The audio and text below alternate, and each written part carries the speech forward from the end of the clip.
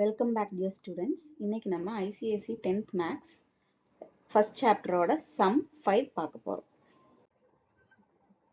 A dealer buys an article for rupees 6,000 from a wholesaler. The dealer sells the article to a consumer at 15% profit.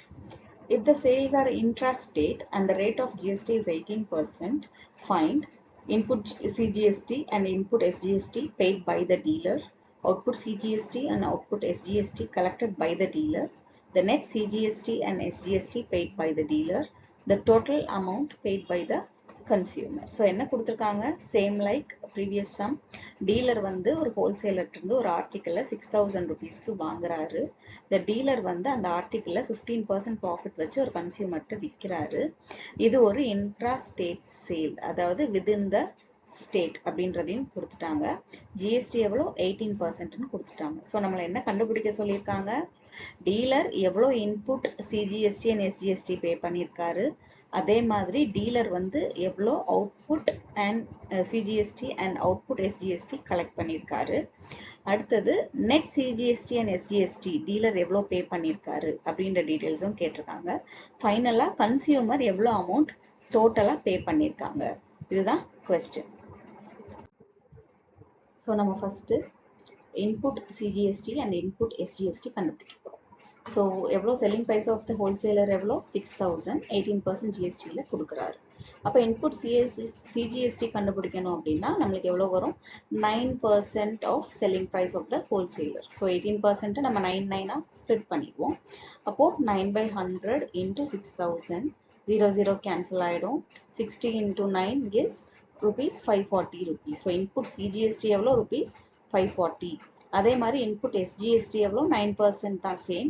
So 9/100 into 6,000 again cancel ஆகிடும். 0 9 into 60 540 rupees. So input CGST and input SGST எவ்வளோ rupees 540 rupees.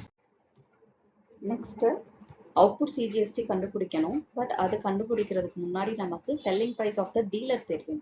So அதை நம்ம கண்டுபிடிக்கிறதுக்கு cost price of the dealer எடுத்துக்கிறோம் 6,000. எவ்வளோ profit வச்சு அவர் sale பண்ணுறாரு, 15% வச்சு கன்சியூமருக்கு சேல் பண்ணுறாரு. அப்போ அந்த ப்ராஃபிட் அமௌண்ட் எவ்வளோ வரும், 15/100 into 6,000, 0 கேன்சல் ஆகிடும். 15 into 60 is 900 rupees. So profit நமக்கு எவ்வளவு 900. So cost price plus 900 will give 6,900 rupees. So selling price of the dealer வந்து 6,900.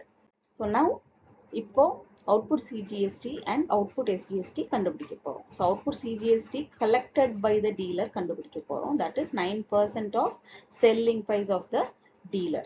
So 9/100 into 6,900, 0 cancel ஆயிடும். 9 into 69 gives 621 rupees. Again, output SGST collected by the dealer is equal to 9% of selling price of the dealer. 9/100 into 6,900 பண்ணும்போது எனக்கு 621 rupees கிடைக்குது. So input CGST கண்டுபிடிச்சாச்சு, output CGST கண்டுபிடிச்சாச்சு. இப்போ net CGST கண்டுபிடிக்கும்.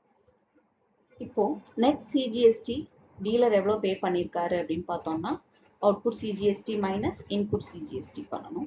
So 621 minus 540 gives 81 rupees. அதே மாதிரி net SGST எவ்வளோ பே பண்ணியிருக்காங்க அப்படின்னா output SGST minus input SGST, that is 621 minus 540 again 81 rupees. So net GST கண்டுபிடிச்சாச்சு. இப்போ next last option என்னது, total amount paid by the customer. Consumer எவ்வளோ பே பண்ணியிருக்காங்க அப்படின்றது தான். அதுக்கு என்ன பண்ணணும், selling price of the dealer and CGST, SGST இது மூணையும் ஆட் பண்ணணும். So 6,900 plus 621 plus 621. So total எவ்வளோ வருது, 8,142 rupees. இந்த அமௌண்ட் தான் கன்சியூமர் டோட்டலாக பே பண்ணியிருக்காங்க. அவ்வளோதான் இந்த சம். தேங்க்யூ.